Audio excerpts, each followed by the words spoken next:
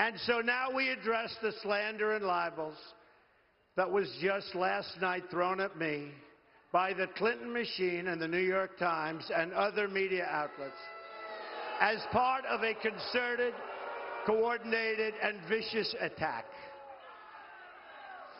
It's not coincidence that these attacks come at the exact same moment and all together at the same time as WikiLeaks releases documents exposing the massive international corruption of the Clinton machine, including 2,000 more emails just this morning.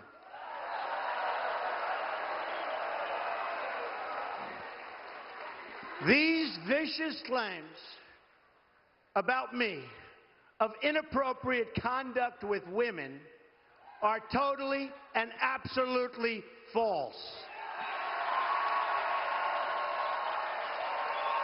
And the Clintons know it, and they know it very well. These claims are all fabricated. They're pure fiction, and they're outright lies. These events never, ever happened, and the people that said them meekly fully understand. You take a look at these people, you study these people, and you'll understand also. The claims are preposterous, ludicrous, and defy truth, common sense, and logic. We already have substantial evidence to dispute these lies, and it will be made public in an appropriate way and at an appropriate time very soon. These lies come from outlets whose past stories and past claims have already been discredited. The media outlets did not even attempt to confirm the most basic facts, because even a simple investigation would have shown that these were nothing more than false smears. 6 months ago, the failing New York Times wrote a massive story attacking me, and the central witness they used said the story was false, that she was quoted inaccurately. She said that I was a great guy. She had great courage, I'll be honest with you. She was an amazing person and never made those remarks, that I was a great guy and never made the remarks. And when I read the story, I was sort of surprised. How could she say that? And she didn't say it. We demanded a retraction, but they refused to print it. Just like they refused to print the comments from another source who praised me in her book, or the words of another wonderful woman who said really nice things about me. They put other statements that she didn't say. They misrepresented.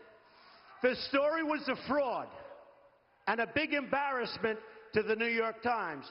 And it was a big front page story. Front page, center, color picture, a disgrace. They were very embarrassed. It will be part of the lawsuit we are preparing against them.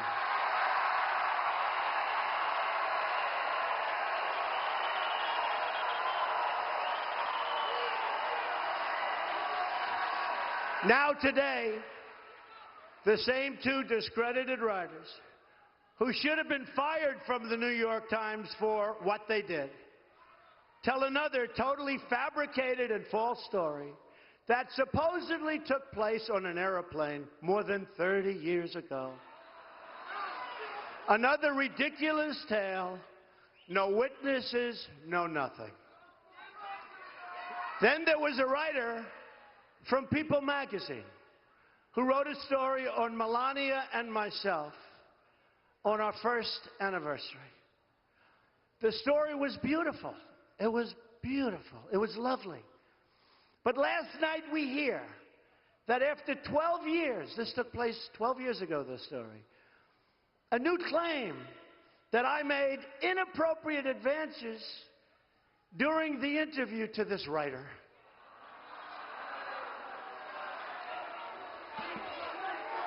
And I ask a very simple question. Why wasn't it part of the story that appeared 20 or 12 years ago? Why wasn't it part of the story? Why didn't they make it part of the story?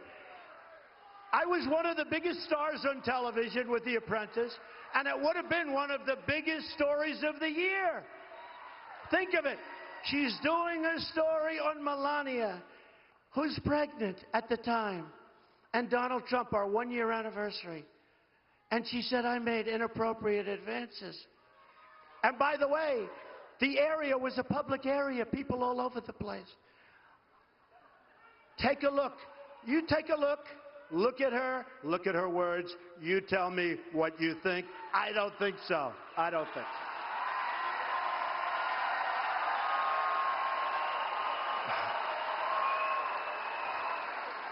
But it is amazing.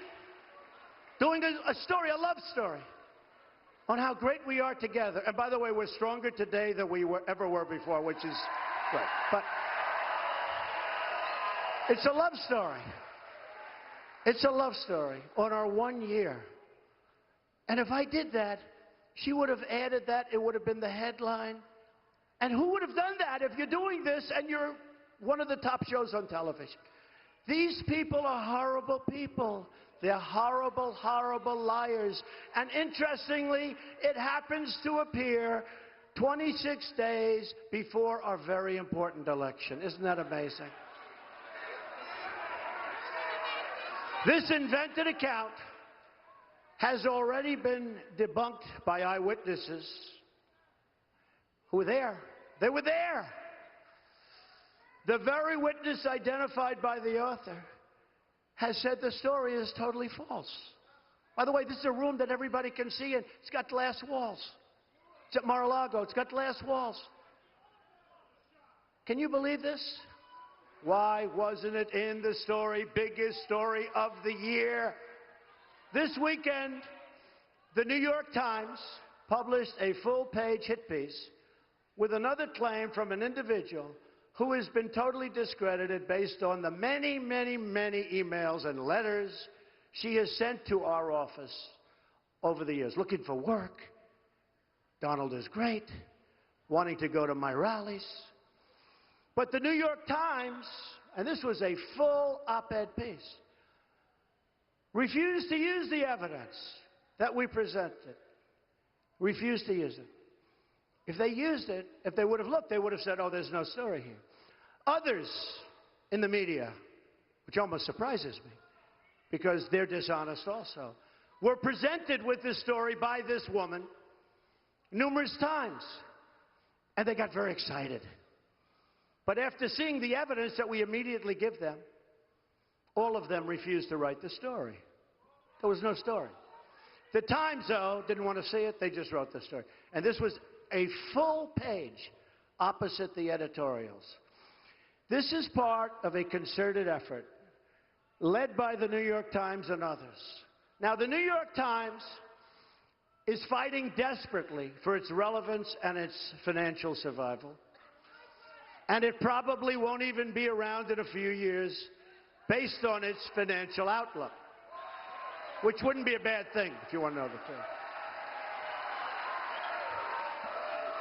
But as it winds down its years and it's becoming more and more problematic, it's gotten more and more vicious, more and more vile. And even the other mainstream media is talking about the single greatest pile-on in history, and all between now and November 8th. And you have to see the stories they've written. It's one after another after another. And facts mean nothing. Third-rate journalism. The great editors of the past from the New York Times and others, ladies and gentlemen, are spinning in their grave. I will not allow the Clinton machine to turn our campaign into discussion of their slanders and lies, but will remain focused on the issues facing the American people.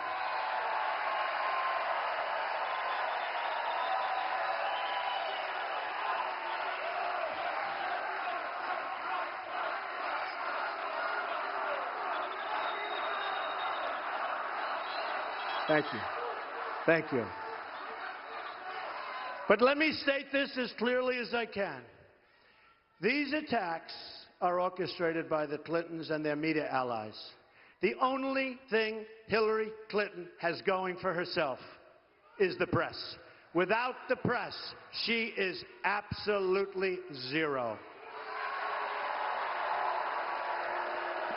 And you saw that the other night in the debate, where some people said she made virtually a fool of herself.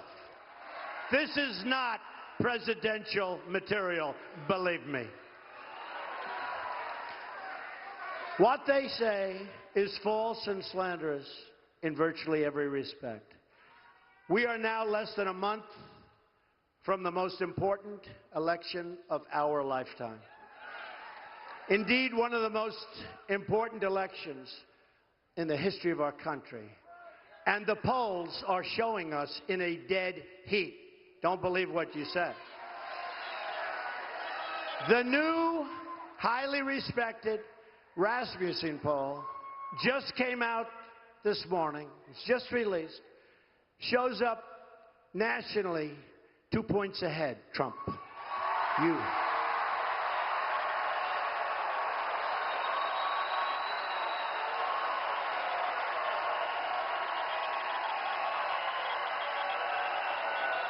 Just came out. So now, the Clinton machine has put forward a small handful of people out of tens of thousands of people over the years that I've met, that I've worked with, that I've employed, in order to make wild and false allegations that fail to meet even the most basic test of common sense. Not even common sense. Again, this is nothing more than an attempt to destroy our movement and for the Clintons to keep their corrupt control over our government.